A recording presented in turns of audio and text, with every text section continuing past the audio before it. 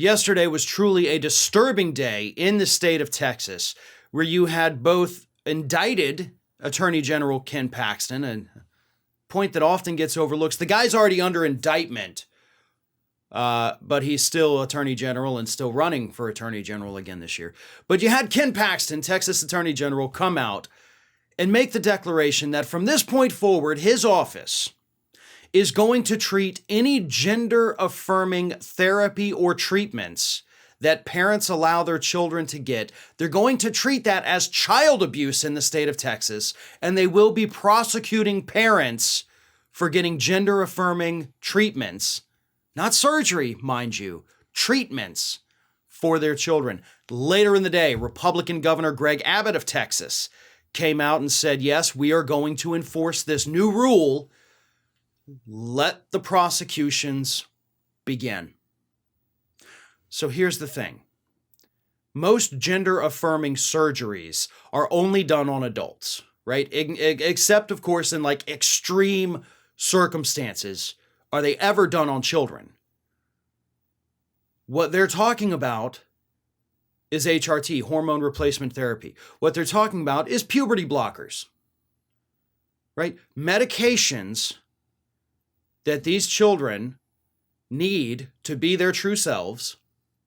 If a parent, a supporting, loving parent, says to their child, I am okay with all of this. I support you through all of this. I will do what I need to do to make my child happy. If a parent does that in the state of Texas, not only can they be prosecuted for child abuse, but under Texas child abuse laws, the child can be taken away from them. They would lose their children for being nothing more than loving and supportive parents in the state of Texas. This is, without a doubt, the most oppressive anti-LGBTQ piece of legislation that we have seen this year. And we have seen some doozies, folks. Here in Florida, we've had some pretty horrible ones, including an amendment, by the way, that actually got stripped out of the Don't Say Gay bill that would have forced teachers to out their students to their parents, regardless of whether or not that child would be abused or neglected by the parents as a result of that. They luckily pulled that amendment yesterday. But what's happening in Texas is going to get people killed.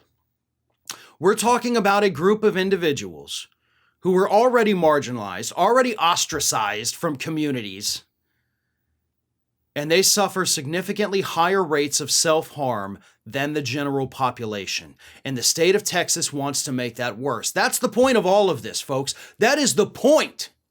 They want these people to do something terrible to themselves because they hate them. Hatred is ruling the Republican Party today. This has no medical basis. This isn't about parental rights, which is actually what they said. It's about parental rights. No, you're literally taking away the rights of the parent to make the decision about their children. Isn't that what Republicans have been pissing and moaning about for the last 2 years during COVID? Parents know best about what they could do with their children. Texas actually has said that too, with putting in their bans on mask mandates. Let the parents decide. And then when it comes down to something that the parents actually should be deciding with their children, you take that right away from them. I don't know that this stands up in courts. I don't know that any of these prosecutions would be able to stick, but I do know before we get to that point, a lot of people are going to be hurt. A lot of emotional damage is going to be caused, and that is exactly what the state of Texas wants to happen.